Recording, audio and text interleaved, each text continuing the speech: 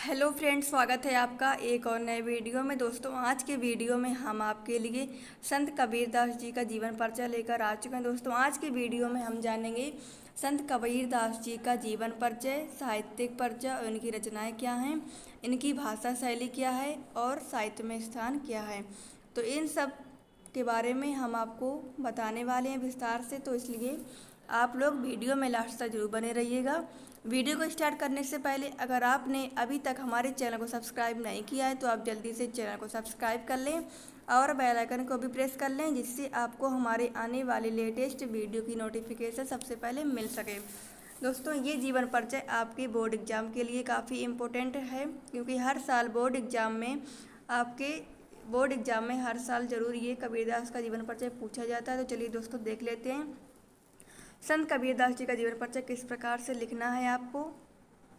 तो संत कबीरदास जी का जन्म हुआ था सन 1398 ईस्वी में और इनकी मृत्यु हुई थी 1518 ईस्वी में। जीवन परिचय स्टार्ट कर लेते हैं। जीवन परिचय दिया हुआ इसमें, कबीरदास जी का जन्म सन 1398 ईस्वी में एक जुलाहा परिवार में हुआ था।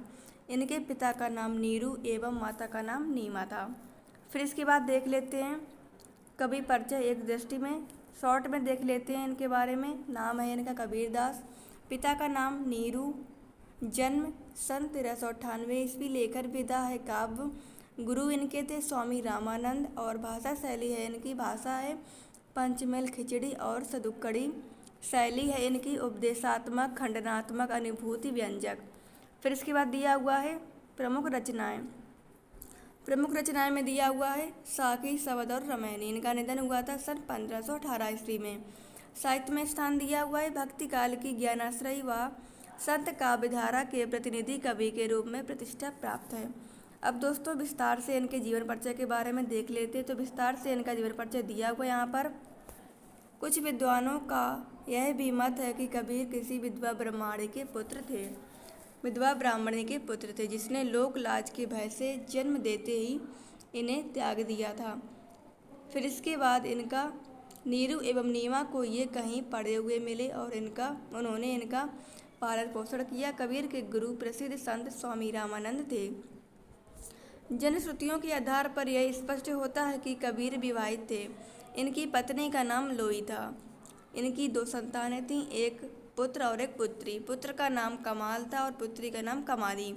यहाँ यह स्मरणीय है कि अनेक विद्वान कबीर के विवाहित होने का तथ्य स्वीकार नहीं करते। इन विद्वानों के अनुसार कमाल नामक एक अन्य कवि हुए थे जिन्होंने कबीर के अनेक दोहों का खंडन किया था। वे कबीर के पुत्र नहीं थे।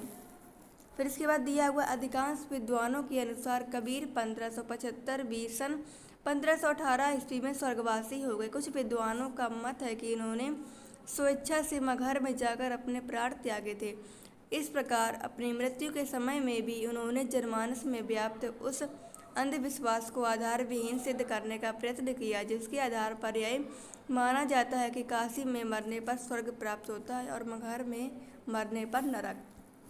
इसके बाद दोस्तों, इनके साहित्यिक परिचय की बात कर लेते हैं। तो साहित्यिक परिचय में दिया हुआ है कबीर पढ़े लिखे नहीं थे। इन्होंने स्वयं ही कहा है, मसी कागज छुयो नहीं, कलम गद्यो नहीं हाथ। अतः यह निर्विवाद रूप से सत्य है कि उन्होंने स्वयं अपनी रचनाओं को लिपिबद्ध नहीं किया। इसके पश्चात भी उनकी वाणियों के संग्रह के रूप में रचित कई ग्रंथों का उल्लेख मिलता है।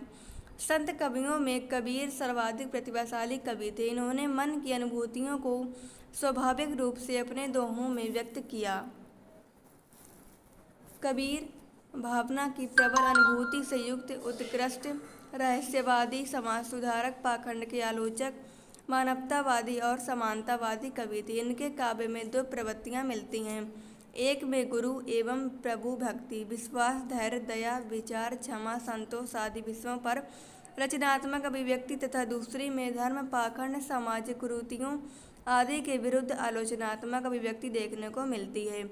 इन दोनों प्रकार के काव्यों में कबीर की अद्भुत प्रतिभा का परिचय मिलता है। इसके बाद इनकी कृतियों की बात कर लेते हैं। तो इनकी कृतियाँ मुख्य रूप से इनकी 3 कृतियाँ हैं, साकी, शवद और रामायणी। फिर इसके बाद दोस्तों, इनकी दिए हुए काव्यगत विशेषताएं, भाव पक्ष दिया हुआ है। कबीर दास निर्गुण एवं निराकार ईश्वर के उपासक थे। इनका ईश्वर निराकार ब्रह्म है। ज्ञान मार्ग की शाखा के कवि होने के कारण इन्होंने ज्ञान का उपदेश देकर जन सामान्य को जागृत किया। कबीर ने ज्ञान और नाम स्मरण को प्रमुखता देते हुए प्रभु भक्ति का संकेत दिया है। इसके बाद दिया हुआ है, कबीर महान समाज सुधारक थे। इनके समकालीन समाज में अनेक अंधविश्वासों, आडंबरों, कुरीतियों एवं विविध धर्मों का बोलबाला था। कबीर ने इन सब का विरोध करते हुए समाज को एक नवीन दिशा देने का पूर्ण प्रयास किया। इन्होंने जाति पाति के भेदभाव को दूर करते हुए शोषित जनों के उद्धार का प्रयत्न किया तथा हिंदू मुस्लिम एकता पर बल दिया। इसके बाद यहाँ पर ये दिया हुआ लाइन, जाति पाति पूछे नहीं कोई, हरि को भजे सो हरि का होई।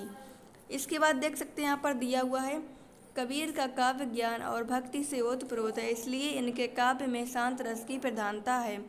आत्मा और परमात्मा के विरह अथवा मिलन के चित्रण में श्रृंगार के दोनों पक्ष वियोग तथा संयोग उपलब्ध है, किंतु कबीर द्वारा प्रयुक्त श्रृंगार रस शांत रस का सहयोगी बनकर ही उपस्थित हुआ है। इसके बाद दोस्तों आप यहाँ पर देख सकते हैं दिया हुआ, बलिहारी गुर आपड़े लो दोहाड़ी के बार, जिरी बारिश तय देवता करत न लागी बारी। दोस्तों बीच बीच में आपको यहाँ पर लाइन लिखनी होती है। अगर आप इस तरीके से अपने बोर्ड एग्जाम में जीवन परिचय लिखेंगे तो आपको दोस्तों पूरे में से पूरे नंबर बोर्ड एग्जाम में मिलेंगे। तो इस तरह से आप एग्जाम में जीवन परिचय लिखिएगा। इसके बाद देख सकते हैं कला पक्ष में दिया हुआ है, भाषा इनकी क्या थी, कबीर पढ़े लिखे नहीं थे। इन्होंने तो संतों के सत्संग से ही सब कुछ सीखा था, इसीलिए इनकी भाषा साहित्यिक नहीं हो सकी। इन्होंने व्यवहार में प्रयुक्त होने वाली सीधी सादी भाषा में ही अपने उपदेश दिए। इनकी भाषा में अनेक भाषाओं जैसे अरबी, फारसी, भोजपुरी, पंजाबी, बुंदेलखंडी, ब्रजभाषा, खड़ी बोली आदि के शब्द मिलते हैं। इसी कारण इनकी भाषा को पंचमेल खिचड़ी या सदुक्कड़ी भाषा कहा जाता है। भाषा पर कबीर का पूरा अधिकार था। इन्होंने आवश्यकता के अनुरूप शब्दों का प्रयोग किया। कबीर ने अलंकारों का स्वाभाविक प्रयोग किया है। उन्होंने अलंकारों को कहीं भी थोपा नहीं है। कबीर के काव्य में रूपक, उपमा, अनुप्रास, दृष्टांत, अतिशयोक्ति आदि अलंकारों के प्रयोग अधिक हुए हैं। कबीर को दोहा और पद अधिक प्रिय रहे। उन्होंने साखियों में दोहा तथा शब्द व रामायणी में गेय पदों का प्रयोग किया है। दोस्तों अगर आपके लिए ये वीडियो यूजफुल है तो दोस्तों वीडियो को लाइक करिएगा और आपके जितने भी दोस्तों अपने दोस्तों को ये वीडियो ज़रूर शेयर करिएगा, जिससे वो भी अपनी तैयारी अच्छे से कर सकें, वो भी देख लें कि किस प्रकार से बोर्ड एग्जाम में जीवन परिचय लिखा जाता है। शैली इनकी दी हुई है, भाषा की भांति कबीर की शैली भी अनिश्चित एवं विविध रूपात्मक है। इनका समस्त काव्य मुक्तक है और गेय शैली में है। भाव के अनुसार इनकी शैली भी बदलती जाती है। स्थूल रूप में कबीर की शैली के 3 रूप माने जा सकते हैं, खंडनात्मक शैली, उपदेशात्मक शैली और अनुभूति व्यंजक शैली। दोस्तों अगर आपको इनके बारे में विस्तार से जानना है तो आपको इनके अंदर भी अच्छे से पढ़ लेना है, उपदेशात्मक शैली के बारे में, खंडनात्मक शैली और अनुभूति व्यंजक शैली के बारे में। फिर इसके बाद देख लेते हैं इनका हिंदी साहित्य में क्या स्थान रहा है। वास्तव में कबीर महान विचारक, श्रेष्ठ समाज सुधारक, परम योगी और ब्रह्म के सच्चे साधक थे। इनकी स्पष्टवादिता, कठोरता, खड़ता यद्यपि कभी कभी नीरसता की सीमा तक पहुंच जाती थी, परंतु इनके उपदेश आज भी सद्मार्ग की ओर प्रेरित करने वाले हैं। इनके द्वारा प्रवाहित की गई ज्ञान गंगा आज भी सबको पावन करने वाली है। कबीर में एक सफल कवि के सभी लक्षण विद्यमान थे। ये हिंदी साहित्य की श्रेष्ठतम विभूति थे। इन्हें भक्ति काल की ज्ञानाश्रयी वासंत काव्यधारा के प्रतिनिधि कवि के रूप में प्रतिष्ठा प्राप्त है। दोस्तों इस प्रकार से आपको बोर्ड एग्जाम में ये कबीरदास का जीवन परिचय लिखना है। अगर आप अच्छे से लिखेंगे तो आपको अपने एग्जाम में अच्छे नंबर मिलेंगे। दोस्तों वीडियो पसंद आया तो वीडियो को जल्दी से लाइक कर लें और आपके जितने भी दोस्तों अपने दोस्तों को ये वीडियो शेयर कर दीजिएगा। अगर आपने अभी तक चैनल को सब्सक्राइब नहीं किया है तो आप जल्दी से चैनल को सब्सक्राइब कर लीजिएगा। वीडियो में अंत तक बने रहने के लिए बहुत बहुत धन्यवाद। Thanks for watching video.